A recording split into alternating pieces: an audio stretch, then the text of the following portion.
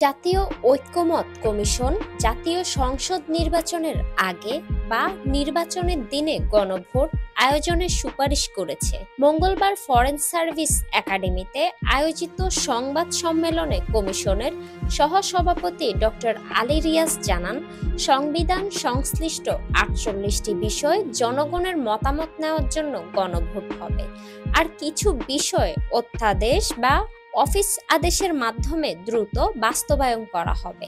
আগামী জাতীয় সংসদের প্রথম ৯ মাসের মধ্যে সংবিধান সংস্কার পরিষদ গঠন করা, যা জুলাই সনদ বাস্তবায়নের দায়িত্ব পালন করবে। যদি ২৭০ দিনের মধ্যে কাজ শেষ না হয়, তাহলে সনদে উল্লেখিত বিষয়গুলো স্বয়ংক্রিয়ভাবে সংবিধানের অন্তর্ভুক্ত হবে। কমিশন আরও ১০০ সদস্যের উচ্চকক্ষ গঠনের সুপারিশ করেছে এবং আশা প্রকাশ করেছে জাতীয় নাগরিক পার্টি শীঘ্রই সনদে স্বাক্ষর করবে ও সরকার দ্রুত সুপারিশ বাস্তবায়নে উদ্যোগ নেবে।